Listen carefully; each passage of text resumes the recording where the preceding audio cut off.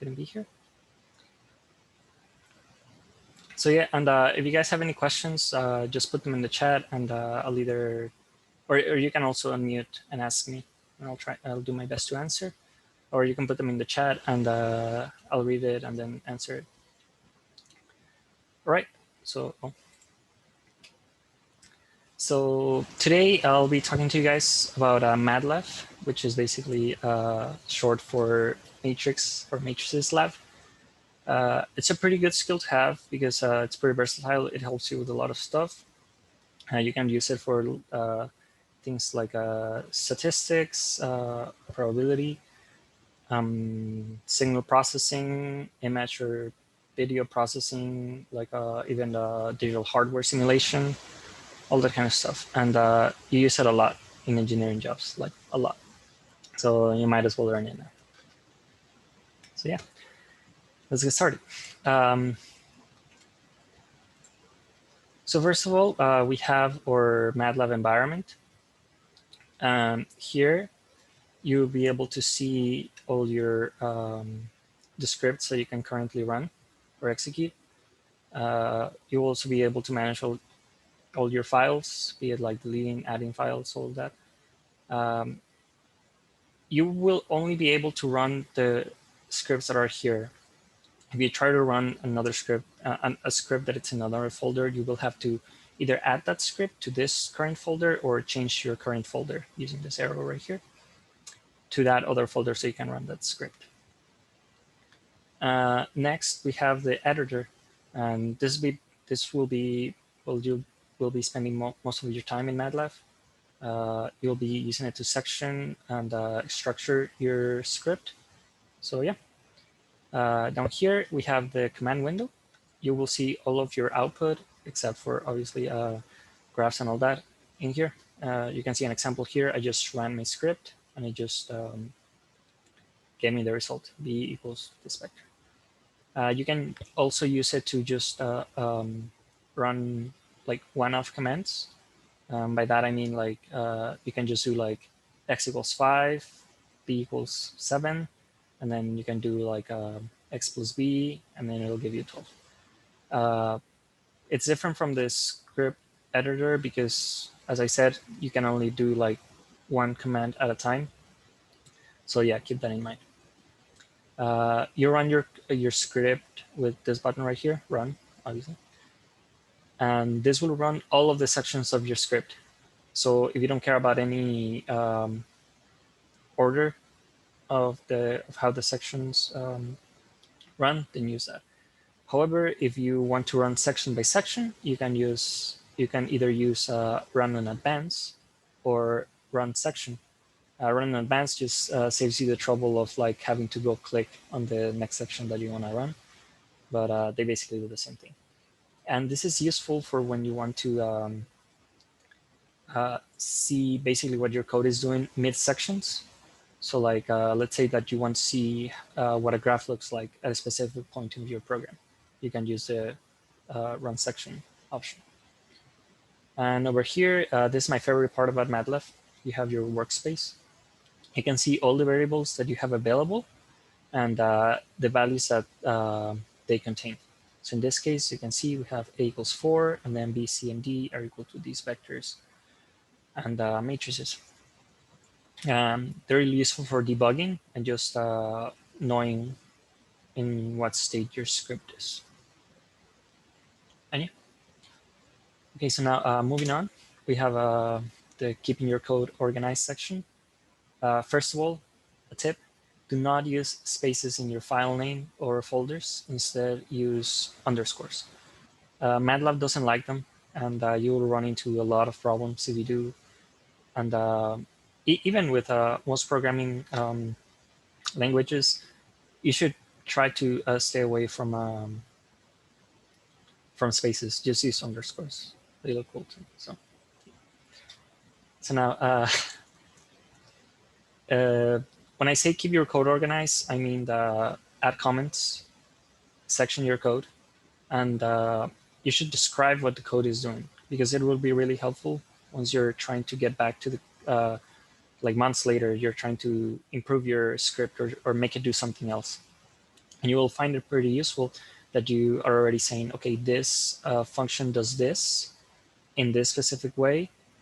And yeah, it'll be way easier to update your code if you first comment it. The way you comment stuff in MATLAB is by using, any questions? Sorry, I heard that someone unmuted, but no? Okay. The way that you comment stuff in MATLAB is by using the percentage sign. As you can see, just an example here. And another tip, you can use, you can select a large chunk of code, like just like dragging your mouse, and do Control R to comment all of those lines. And to uncomment them again, you can select them again and do Control T. All right. Like I said, section your code. It makes it easier to read. For example, define all of your variables or constants all the way above in a section. And then in the second section, do all your calculations. And then in the third one, plot all your results.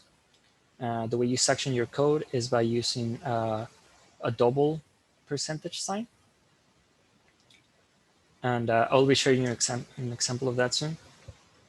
And another thing is you should also be suppressing the output of your code by using the semicolon operator. Or yeah.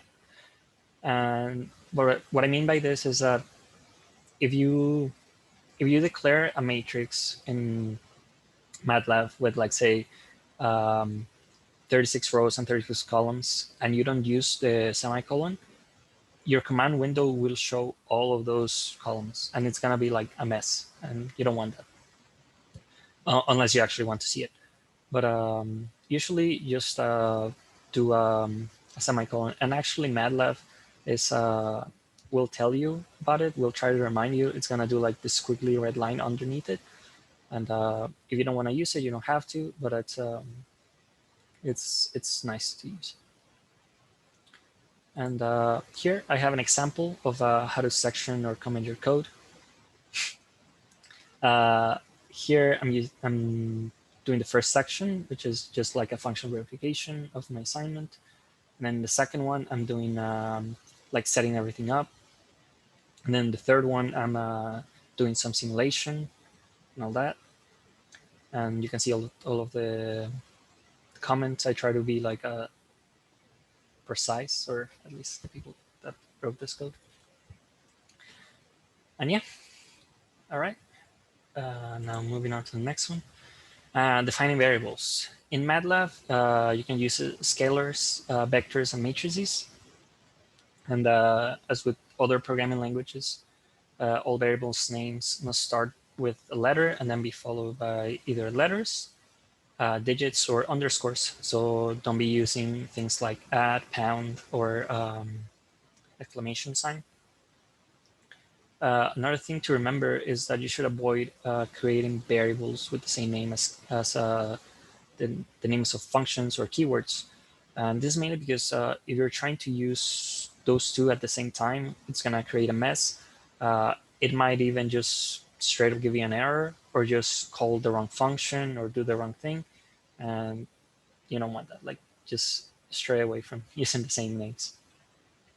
A cool thing is that you can check if a name is already taken with the exist function. It will return 0 if it's safe to use the name. So like, say you haven't used the name check name, as in this example. If you do exist name, your command window will output a 0, and you will know that it's safe to use. All right. Any questions so far? All right. So now defining variables is pretty easy. You just do like the name of the variable equals the specific value. And I mean, with scalars is like whatever, right? Just x equals 7, things like that. Now, when you're defining vectors and matrices, remember that commas will separate elements in a given row, while semicolons will separate elements in different rows. So say if you're trying to do a column vector, you're going to do 1, semicolon 2, semicolon 3, semicolon 4, semicolon 5. And as you can see in this output, we get a column vector. And this is because, again, semicolons separate elements in different rows, as opposed to commas, which do it in the same row. We're doing like a row vector. It's going to be 1, 2, 3, 4, 5, and it's going to give us a row vector. And this is how you do a matrix too. It's the same way. So we have a row that has the elements 1 and 2, and then another one that has the elements 3 and 4. You can see the output here. And now, instead of commas, you can just use spaces, but I find that it's easier to read the code if you use commas, so you know what is what. Especially if you have like, when you have a bunch of code, you start to like just reading past it, assuming that it's right. So you might think that this thing, if you use spaces, you might think that this thing here says 12, even though it's like 1 space 2. So yeah, it's depending on what you like, you can use commas or spaces, but I usually go for commas. All right, moving on. Now, clearing variables, this is just to keep everything clean. You can use the clear command to delete all the variables from your workspace. And you sometimes want to do this if you want to keep using the same variable names, but not use the values that they had before. Using clear by itself, like I said, will delete everything, all the variables. But if you do like clear and then the name of a variable, it will clear only that variable. And just as with everything else, you can use this command either in scripts or in the command window. And also, if you want your command window to be clear, you can use the CLC command instead. Some people like to have it like the command window like full of text. I don't. I like to keep it like just blank. So I use the CLC command. All right, moving on. The way you index vectors and matrices is pretty simple, but you have to remember something very important. In MATLAB, indexing starts at 1, not at 0, like in most programming languages, and really ingrain that in your brain, because sometimes like you'll be writing your program and assuming it will work, but it won't because of the indexes. So yeah, just remember that. Like I said, it's pretty simple to index a vector. Just do like the name of the vector and then parentheses. Usually in other programming languages, you would use brackets, square brackets, but in this case, you use parentheses. So just this command will return the ith element of the vector my vector. Another thing is that you can use vectors themselves as indices. In this example, this will return the x, the y, and the z elements. So you can see the example here, or vector c has the values 2, 4, 6, 8, and 10. And if we try to index the third element, remember, since we start from 1, it's going to be 1, 2, 3. It's going to return 6. And if we use a vector as the index, if we use this vector 1, 3, 5, it's going to return the first, the third, and the fifth elements. So you can see the first, the third, and the fifth element. So yeah, basically the same for matrices. The only difference is that you add the second dimension. This example, my matrix ij will return the element at the ith row and the jth column in the matrix my matrix. So in this case, we have the matrix A. It has all of these elements. And if we want to index the element at the second row and third column, we'll do this. So first, second row, third column, that's 12. Yeah. You can also use the colon operator to index large sections of the code, of a vector or a matrix. So in this example, this command right here will extract the x through the y elements. And you can see an example here. We have the vector that has all of these numbers. And if you do my vector 3 colon 8, it's going to return the third element all the way through the eighth. So it's going to do 1, 2, 3, 17, and then it's going to be the fourth, fifth, sixth, seventh, and eighth. So it's going to return all this. You can also use the keyword nth, and this is useful for when you don't know what the dimension of a vector is. So in this case, say we didn't know what this was, and we just wanted to, we didn't know what the dimension of this vector was, and we just wanted to get everything from the fifth element onwards. We would do 5 colon nth, and it would take from the fifth all the way to the end. You can see it here. And yeah, moving on. Some more examples with matrices. When indexing a matrix, if you use a column by itself in either the column, I guess, space, the column parameter of the matrix or the row, it's going to return the whole row or column. So in this example, if we do 3 comma colon, it's going to return the third row and then all the columns. So 3, 13, 18, and 23. You can also like mix and match, I guess. This command right here, this example, will return the elements that span from the second to the fourth rows. So 1, 2, 3, 4. So there's 3. And the third to the fifth columns. So it's going to be 1, 2, 3. So it's going to return 12, 17, 22, and then this and this. So you can see it here. Right. Any questions so far?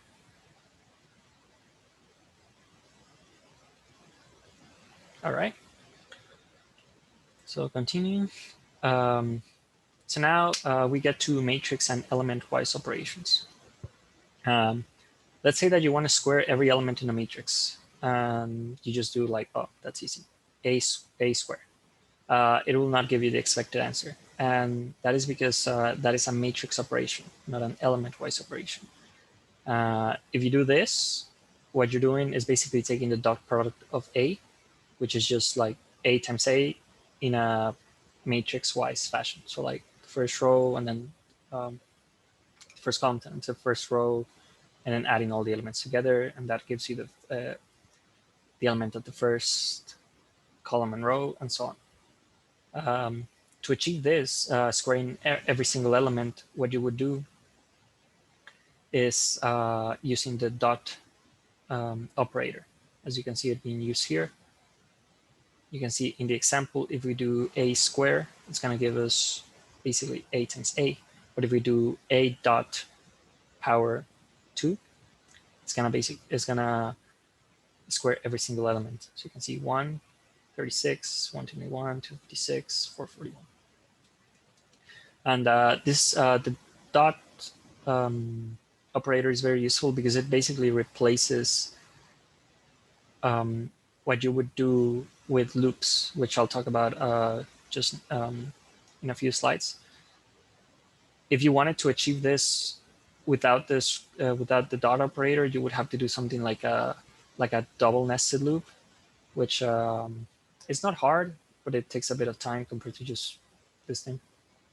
So yeah, keep it in mind. So now, going to the next slide, we have more examples. A note, remember that this is basically linear algebra. So when you have to be careful of the order in which you multiply things. A times B will not be the same thing as B times A. And just to reiterate what I said before, if we A times B will not be the same as A dot times B. Let's see, they're different. All right. Going to the next slide. Pretty useful to transpose a matrix. Use the apostrophe operator. As you can see, here we have a column as 1, 2, 3, 4, 5. But when we transpose it, this column becomes the first row. Continue. So now, if, else if, and else. These are used to evaluate expressions and then execute a group of statements if the expression is true. The expression will be true if the result of that expression is non-empty. That means that you're not just giving it an empty either scalar or vector, and it also has to contain only non-zero elements. So as you can see here, you can pass a vector to an if statement, but it will only be considered true if all of the elements are filled in and all of the elements are non-zero. The syntax is pretty simple. You just do like if, then your expression, then your statements, and then end. That's it. Like when you start to write an if statement, also include the end keyword before you even do anything else. So that way you don't try to run your script and then you see that like your if statement propagated to everything else below it. So yeah, here are your relational and logical operators. You have your equal to, not equal to. In other programming languages, you usually use the exclamation sign to denote not, but in this case, we're using the squiggly line. You also have your greater than, less than, and then your logical operators and or, and these are used to, like say, specify that this expression and this expression must be true in order for the statements to be executed, or this expression or this expression must be true, things like that. As you can see, I included this short version. You don't really have to worry about them. Sorry, short circuit versions. What these do is kind of like save compilation or execution time, in that they won't execute the second expression if the first one is already makes it so that you can pass through the if statement. Like say here, we have x equals 5, y equals 6. If we do if x equals 5, or using the short circuit, y equals 6, y equals 6 will not be evaluated because x is already 5. So the expression is going to be true. So yeah, moving on. Then else if it's really similar to if. The only difference is that you need to put it after if. And it's used to execute a group of statements in case the main expression, which is in the if statement up here, is not true. And I'm also including the else in this slide.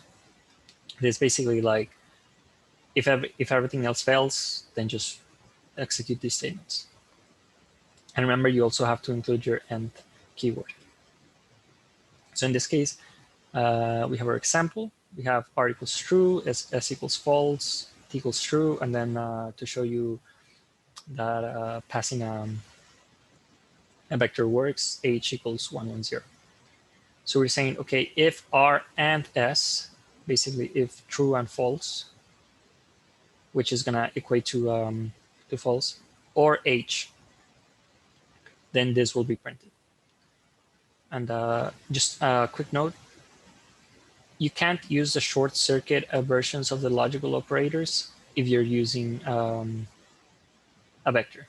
I didn't know this. I learned this when I was testing it because I got this error, so just keep that in mind. But continuing on, so we have this, and we know that this is going to be false because, like I said before, even though all the elements are filled in, not all of them are non-zero. So this is going to be false, and this, we already know it's false, so this won't be printed. But we have our else if, which is t was true, and then your or else. And then that's just how did you get here? Because obviously you had to stop here. So yeah. Any questions so far? All right, sounds good. Moving on. We have loops. So we have two kinds of loops, for loops and while loops. For loops are used to loop a specific number of times, while loops are used to loop while a condition is true. So we have our syntax here. For for loops, we're going to have for, we're going to have an index and a set of values, and then our statements, and then the end, just as with the if statements. And then for the while loop, we just have while, expression, then your statements, and then the end keyword. For for loops, the variable index will take on the values that you provide it with. So values can be one of the following. You can do like you can use the colon operator to increase the value of the index from the initial value to the end value in steps of 1. And you can also add a step size so that you still increase your index from the initial value to the end value only in, like, say, steps of 2 or 3 rather than 1. You can also pass a vector instead of this kind of values. The index will just take the values of that vector in. And the vector doesn't have to be scalars, just scalars, I mean. It can also contain like other vectors, which would kind of turn into a matrix. But it basically depends on the application that you're working on. So here, showing an example, we have R1 is equals to 10, and then we have results. We have a vector that's a 1 by 10, full of zeros right now. So then we're saying for I equals R to S, so it's 1 to 10, and it's gonna do this. I just made like a random calculation to show you that you can do whatever. And it's gonna take from the values of 1 all the way to the values of 10. So 12, 22, 32, 42, 52, all the way to 10. And a difference is that, like, here, I'm saying that I'm indexing this vector using also the index that we have here, and then using it in the function, in the equation that we're computing. However, here, instead of doing that, I'm having a counter variable. So now this, I'm using the previous results. You can see results. And then I'll be indexing this results2 vector with this count variable right here. And then I'm just like multiplying by 2. And remember, I'm increasing the count variable by 1 every time, so I can continue indexing like the first, the second, the third, so on all the way to 10. And you can see that the result is going to be just this thing multiplied by 2. So 12, 24, 42. And if you remember when I said the element-wise operations are really useful, you know, the dot operator, because you could have achieved this by just saying a dot times 2, and it's going to give you the same thing. So yeah, like using loops and using the element-wise operations have their places. Just choose the best one according to the application that you're working on. So now, while loops. Before that, did you guys have any questions about for loops? All right. So now, in while loops, the loop will continue executing until the expression is false. Usually you want to modify the variable using the expression inside the loop, because otherwise you end up with like infinite loops, and you don't want that. Like, say, in this case, just a quick example of finding the factorial of a value. We have n equals to 5, and then f equals to n, and then we're going to say, well, n is greater than 1.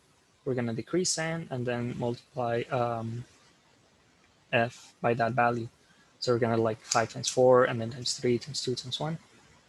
And then we display. So in this case, the factorial of 5 is 120. Okay. Any questions on while loops? All right, moving on. Break and continue keywords. These are pretty useful.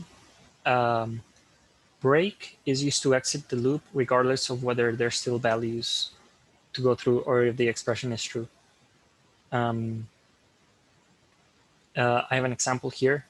Say we have our count value, and then we have our test vector. And we're saying, okay, I equals test, so it's gonna take on these values. And then we're gonna increase count so that we are able to index the first value and then so on. And as you can see, if in this case, I'm trying to see at what index was the number 6. So I'll be going through my loop, and then I'll say, oh, okay, if my index is equal to 6 from here, I'm gonna exit out of the loop. And then I'm also taking care of keeping the value of count updated. So when I say like, okay, where was the value of 6? I can say that it was at the 3rd index. The continue keyword is used to skip to the next iteration of the loop. And an example of when you would want to do this is that, say you generate random values, and you only want to compute a specific equation if the random variable is above a certain number or below a certain number. You can use the continue keyword in that case to skip past it. Just a quick example here to show you how it works. We're iterating from 1 to 10, and then we're saying, okay, if I equals 5, then continue, and then we're displaying all the values. And you can see that 1, 2, 3, 4, we skip 5, and then we go all the way to 10. And that's because we use the continue variable in this if statement. Right. Any questions about these two keywords? No? All right. So now plots. To create a 2D plot of your data, you're going to use the plot function. You're going to be plotting x versus y. And this will create a 2D plot of the data. If x and y are both vectors, then they must have the same length. Otherwise, it's just going to give you an error. So take care of that. If they're both matrices, it will plot the columns of x versus the columns of y versus the columns of x. And you can also use plot the function plot with more parameters. So like say you want to plot several data points in the same plot, so you can see it at the same time. Excuse me. You can do x1, y1, x2, y2, and it's going to give you 2 plots in the same figure. And remember that if you want to actually see your plot show up in MATLAB, you have to use the figure keyword to create the figure. Otherwise, your plot will not show up. So next, we'll see some examples. Here, I'm using the linspace function to create equally spaced elements between -2 pi and 2 pi. Now I'm saying that, okay, y equals sine x and y2 equals cosine x. Then I'm creating my figure. Then I'm plotting x versus y1. This gives us our sine wave. And then I'm creating another figure. And then I'm plotting x versus y2. This will give us our cosine. Now, if I didn't create a figure here, this figure would have been basically erased and replaced with this other figure right here. So if you want to keep both at the same time, make sure to create several figures. So now continuing. As I said before, you can use more parameters in the plot function to have multiple plots in the same figure. Here I'm doing the same thing. I'm just creating a vector of equal space characters between numbers between -2 pi and 2 pi. I'm doing my sine and cosine waves and then plotting them in the same picture, like in the same figure, as x versus y1 and x versus y2. Yeah.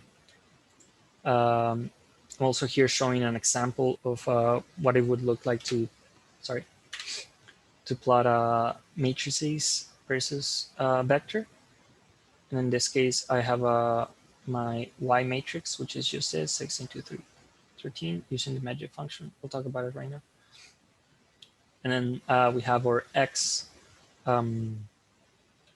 vector. And as you can see, we're going to have, like say, I believe this blue line corresponds to the first one. So yeah, so we're going to plot 1, 16, 16, and then 4, 2, 4, 2. Oh, sorry, it's columns versus versus thing. So yeah, we're going to be plotting 5 versus 4, and then 9 versus 7, and then 10 versus 4. And there you go. Any questions about plotting?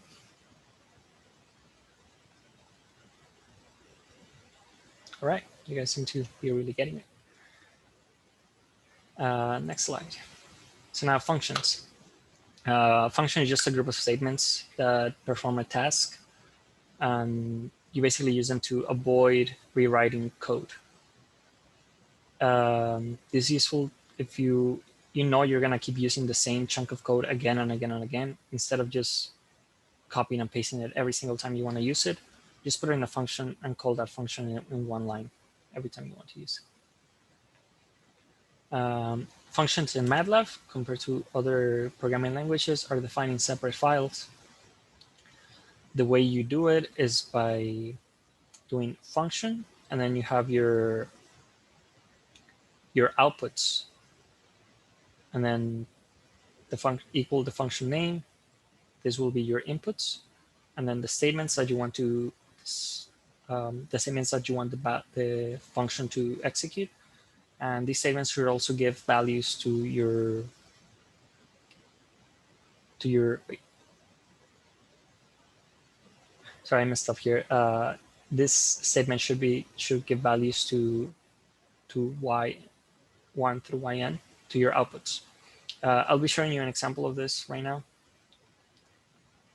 But yeah, this is how you produce functions, and then you're gonna follow the same naming convention as variables for function names. So starting with letters and continuing with letters, digits, or underscores. No special characters like squiggly line or percentage, exclamation point, none of that. And you can call your functions from other scripts or from the command line by just calling them, like say your function name and then whatever inputs you need. Any questions on functions? Actually, I mean, unless do you have like an example kind of prepared? Like how would you like I guess like use one? Like let's say if you had like a function to find the roots of a polynomial or whatever, how would you like call that function in a different file? I can show you right now. Actually, I think this is the last. Oh no, this is the. I have some examples on functions after this. So let me just get through this one last slide, and then I'll show you. Okay, cool. Yeah. So now, just the last slide, some useful functions that you may want to use in MATLAB. You're gonna use and I'm actually gonna be sending you guys this example script that I used to prepare this this presentation. And throughout the script, I'm using all of those functions that you see right here. The reshape function used to use it to reshape a vector into an array given sizes. You put them as parameters. Randi, you used to generate pseudo-random integers. In the example, I use it to create just random vectors.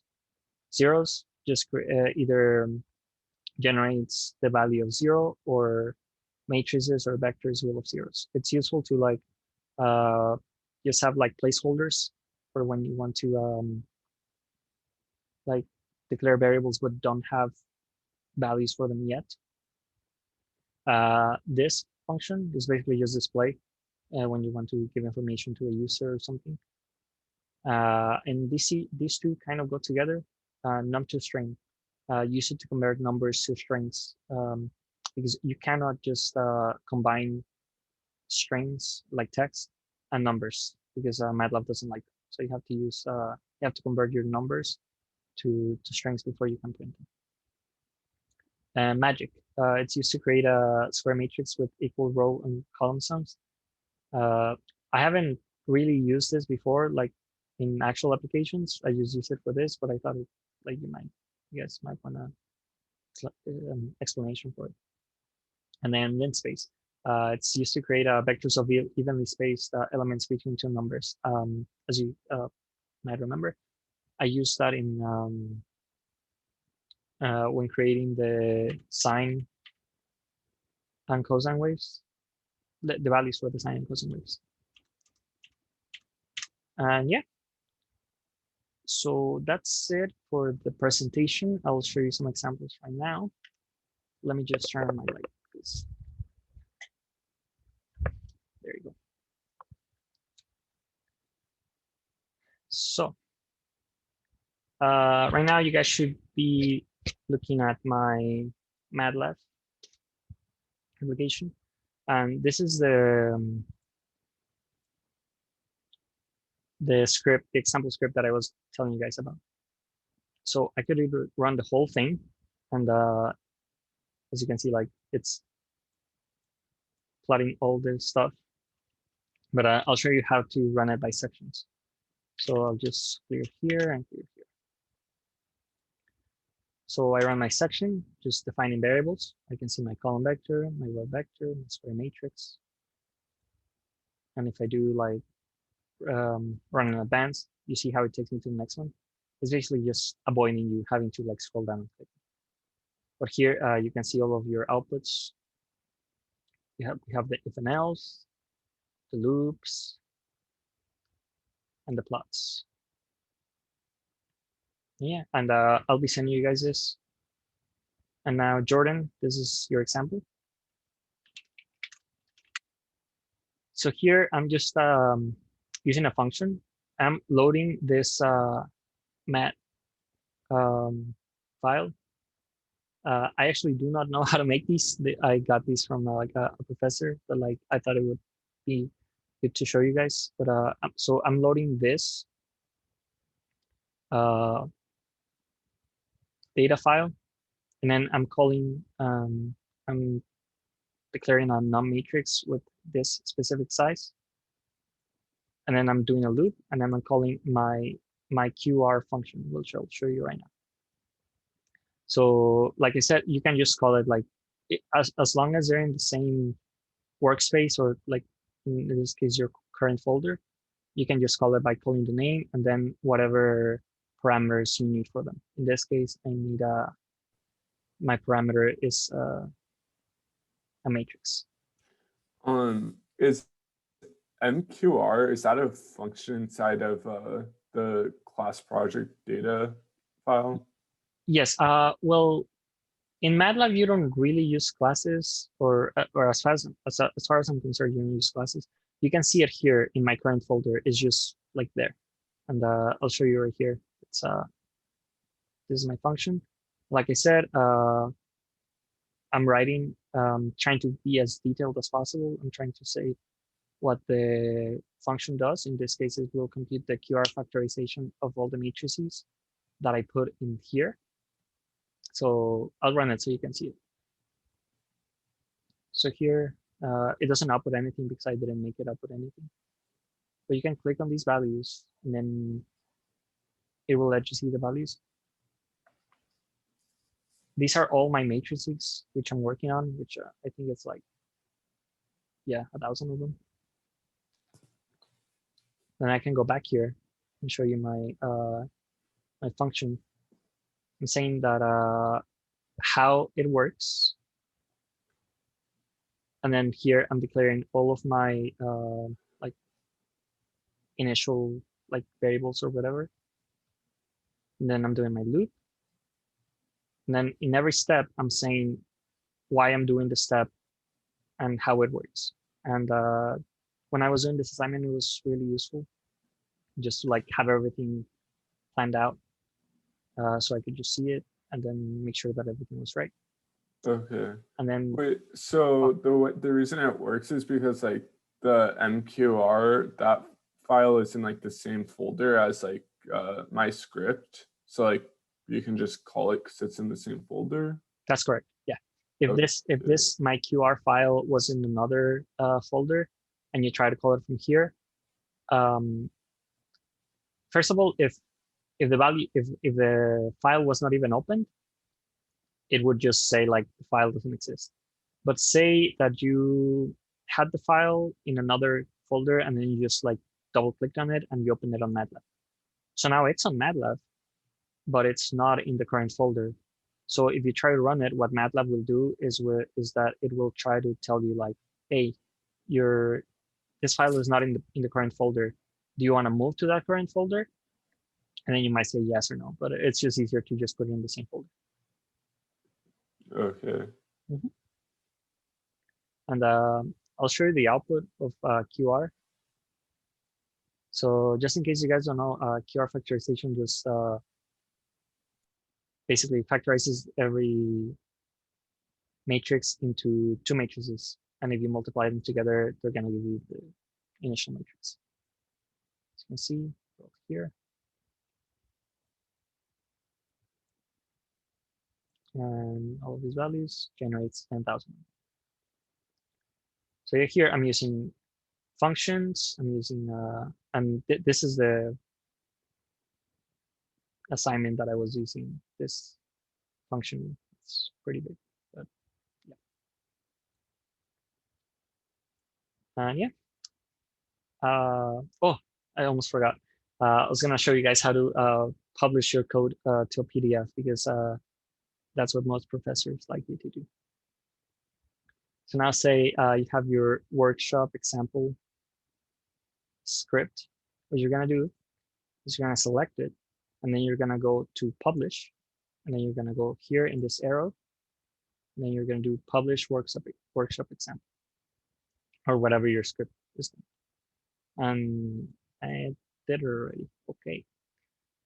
So my bad. I had already done all the options, but I'll show you again. You would click on edit configuration. Here, usually it will say HTML. You want to click here and then change to PDF. And then here, it will also usually say, it will try to create a HTML folder and place the publishing there. Just write the path to the folder in which you want to save it. And other than that, you click publish.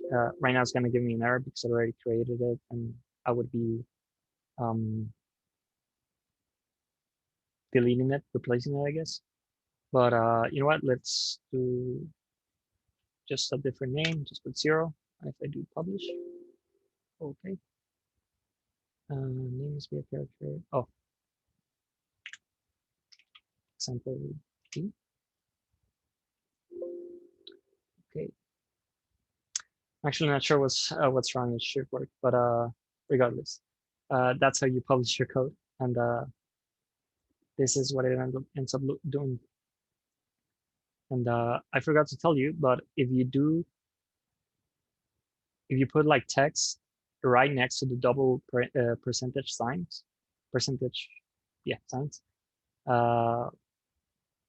it will create like a bold header for your publishing. So in this case, since this is the first one, it's gonna create it in the center. It's gonna do like MATLAB Basics Workshop, and then if you section your code correctly, it's gonna even do a table of contents and show you in which page everything is. So in this case, we have defining there. Let's say I want to see loops. Okay, page 5. That's going to be page 5. There you go. And yeah, so we have sections, the comments. And as you can see, like say in this one, I didn't put the semicolon. So that's why I will be able to see all the outputs. So just leave the outputs that you want, remove the ones that you don't. And down here, you can also see all the plots that that I created. And the reason I was able to create to keep all of these plots rather than just a single one and keep replacing it was because every time I plotted um, uh, some data, I would create another figure.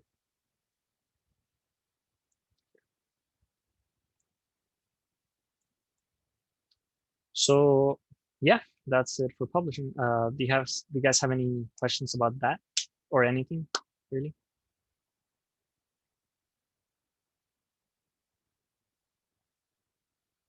All right, cool. So I'll stop sharing for now. Thank you, Daniel. Hope it was useful for you guys. So stop sharing. And I will also stop the recording. Or no, actually, in case more questions come, I'll keep it. Thank you, guys. Awesome. Oh, also, if you guys haven't signed in, if you joined after I sent the link, please sign in. Just a couple questions. Thank you, Juan. Thank you.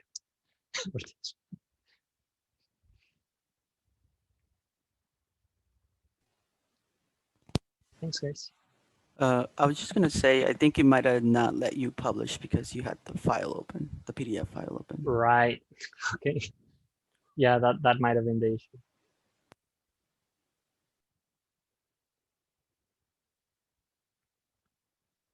All right, guys. So it's 3 minutes till 6. I'll just give you those 3 minutes back. Stop the recording.